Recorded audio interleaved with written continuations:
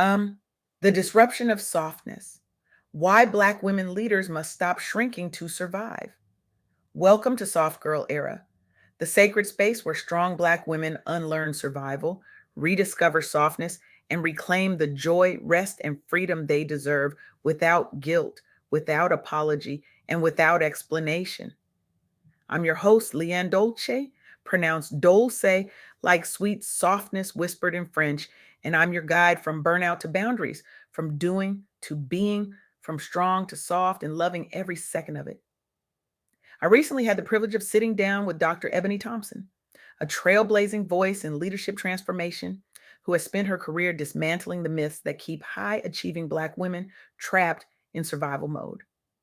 Dr. Thompson's work is reshaping how we understand power, identity, and what it truly means to lead without losing yourself. She has coached executives, transformed organizations, and created frameworks that challenge the very foundations of how leadership is taught and practiced in this country.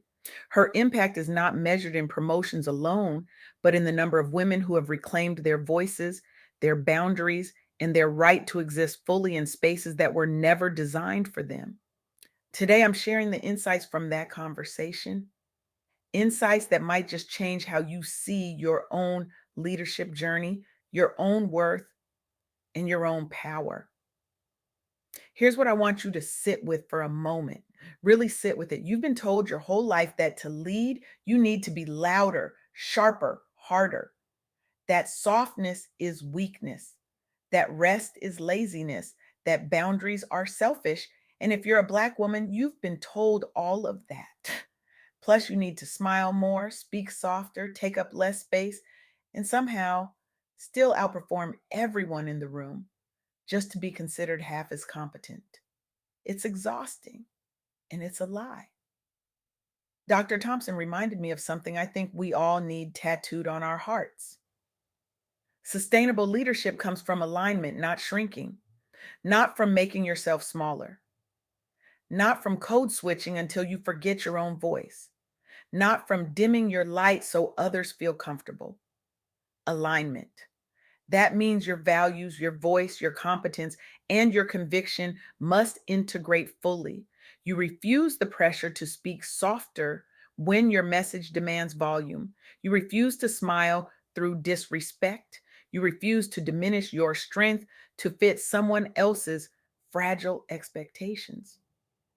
Let me tell you about Melanie L. Campbell.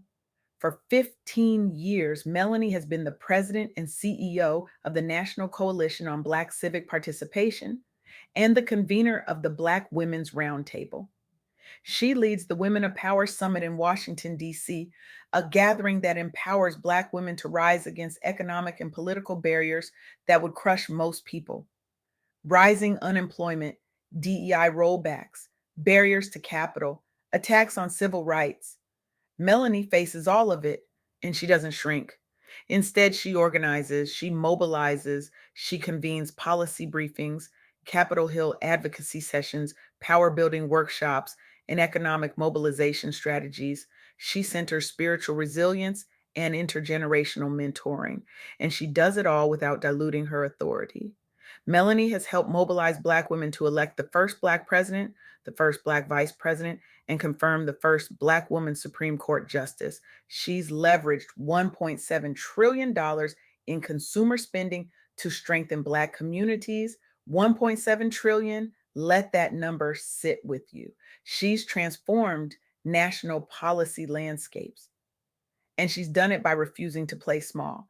That's alignment. That's what happens when you stop shrinking and start leading from your full self. Melanie didn't wait for permission. She didn't ask if it was okay to be bold. She didn't apologize for her vision. She saw what needed to be done and she did it with her whole chest, with her whole heart, with her whole identity intact. But here's the thing Dr. Thompson made crystal clear. Your identity as a Black woman is not a liability, it's a leadership asset. I know that sounds radical, especially if you've spent your career being told to assimilate, to blend in, to not be too much. But the cultural awareness, the emotional intelligence, the The resilience, the pattern recognition you've developed from navigating biased spaces, those are executive strengths. Those transform teams, those transform systems. Those are the skills that make you irreplaceable, not in spite of your identity, but because of it. Victoria Finch knows this. Victoria introduced something called the hallway effect on the Black Successful Women podcast. It's this concept that addresses why so many high achieving Black women hesitate at the threshold of success. Not because they're not qualified, not because they're not ready, but because survival patterns from bias have caused burnout, self doubt, and this exhausting habit of toggling between identities depending on who's in the room. Think about that for a second. How many versions of yourself do you have? The work version, the family version, the church version, the version you put on when you're in predominantly white spaces, the version you put on when you're around other Black folks who might judge you for not being Black enough or for being too corporate. How much energy are you spending just trying to figure out which mask to wear and what would it feel like to just be yourself fully, unapologetically, without translation? Victoria observed Black women leaders being repeatedly undermined, and she developed the hallway effect to counter that isolation and pressure to overfunction. She promotes healing, self trust, discernment, and authentic alignment. She's helping women redefine leadership without self abandonment, without conforming to the strong Black woman myth that's killing us softly. And the outcomes, women are shifting from survival to sustainable impact. They're building consistent authority through integrated identity. They're stepping into power without permission. And they're igniting economies by investing in overlooked Black women talent, creating new leadership corridors and generational wealth. That's what happens when you stop treating your identity like a problem to solve and start treating it like the strategic advantage it is. Your lived experience is not a deficit, it's data, it's insight, it's a competitive edge that no MBA program can teach. Now, let's talk about boundaries because Dr. Thompson's third insight is this: boundaries and authenticity build unapologetic power. You protect your capacity strategically. You lead with both compassion and conviction. And you reframe resistance as evidence of your disruption.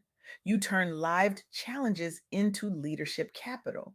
Beatrice Kabut Kapua gets this. Beatrice is the founder of the Network for Black Women Leaders in the UK, and she teaches storytelling as a way to convert lived experiences into leadership power. She works with Black women navigating professional spaces where marginalization targets their identity, exclusion, idea dismissal, higher standards, all the usual suspects trying to erode confidence in male dominated, white dominated rooms. Beatrice anchors women in something she calls identity anchoring. She uses stories to name bias, set boundaries, and lead compassionately yet unapologetically across differences. She transforms what the world calls scars into credentials. She fosters resilience and systemic challenge without bitterness. She's empowered networks to position intentionally, protect capacity, and redefine leadership through full authenticity. And the impact? She's building workplace equity. She's influencing entire industries by elevating Black women's strategic intelligence and collective voice. That's the power of boundaries. That's what happens when you stop apologizing for taking up space and start protecting the space you need to thrive. Here's what I learned early and what Dr. Thompson confirmed: excellence will be scrutinized. As a Black woman in leadership, your margin for error is smaller. You need to be prepared, not just capable, clear, not just confident, strategic, not just strong. There's a particular pressure that comes from being both representative and exceptional. You're not only leading, you're symbolizing possibility, and that weight can either crush you or refine you. Refinement doesn't mean absence of pain. It means transformation of it. When people hear trauma, they often think of singular catastrophic events.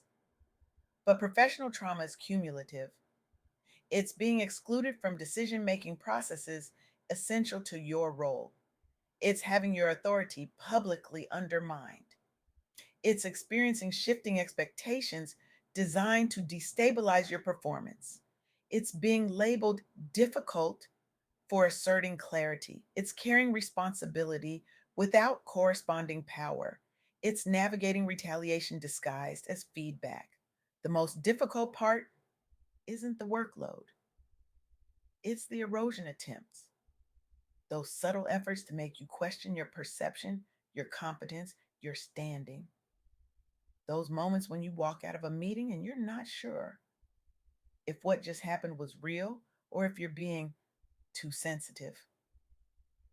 Those times when your idea gets dismissed in the room only to be praised when a white colleague repeats it 5 minutes later. Those performance reviews that somehow always find something wrong, no matter how flawless your execution. But trauma loses its grip when you name it. You document, you reflect, you seek counsel, you separate fact from feeling, you anchor yourself in evidence rather than narrative. That's where resilience moves from emotional to strategic. That's where you stop internalizing other people's limitations and start recognizing them for what they are, their problem, not yours. So here's your challenge. After listening to this, I want you to identify one boundary you've been avoiding. Maybe it's declining invisible labor that's outside your scope. Maybe it's saying no to a request that drains you without adding value.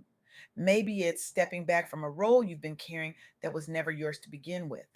Maybe it's finally speaking up in that meeting. Maybe it's asking for the raise you've been putting off. Maybe it's leaving the job that's been slowly killing your spirit.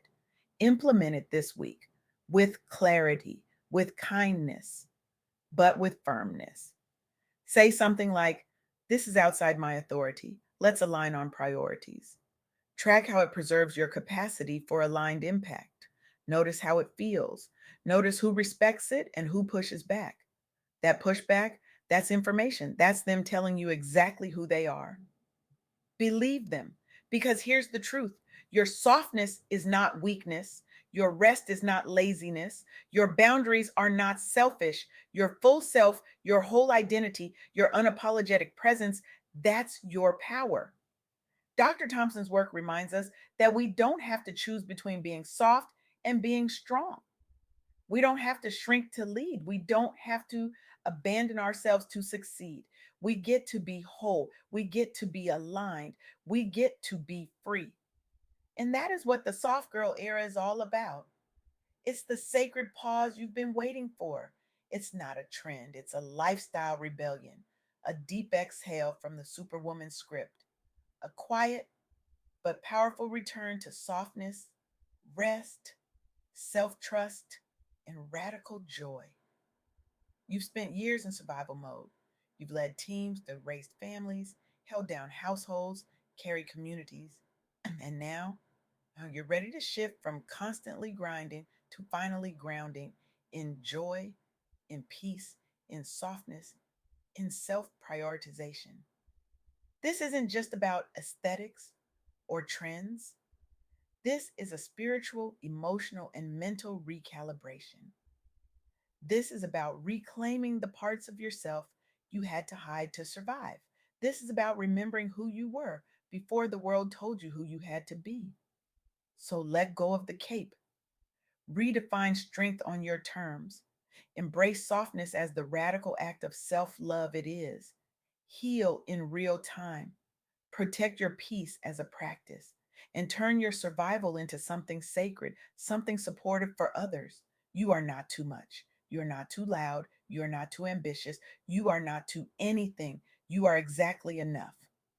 And your leadership, rooted in alignment, anchored in identity, and protected by boundaries, is going to change the world. But it starts with you. It starts with the decision to stop shrinking. It starts with the courage to take up space. It starts with the audacity to believe that your voice matters, that your vision matters, that your existence matters. Not because someone gave you permission, not because you earned it through suffering, but because you are here. And that is enough. So I'm asking you today, right now, in this moment, what is one thing you've been tolerating that you know in your gut is out of alignment? What is one boundary you've been too afraid to set? What is one version of yourself you've been performing that you're ready to retire? Name it, write it down, and then do something about it this week. Not next month, not when things calm down, not when you have more time, this week. Because your life, your joy, your peace, your power, they're all waiting on the other side of that decision. The world needs your full leadership, not the diluted version, not the code switched version, not the version that makes everyone else comfortable. The world needs you, whole, aligned, unapologetic, and free. And the only person who can give you permission to be that is you. So go set that boundary. Go reclaim that space. Go step into your soft girl era and watch how your life transforms. Watch how your leadership transforms. Watch how the people around you transform. Because when you stop shrinking, you give everyone else permission to expand. And that's how we change the world.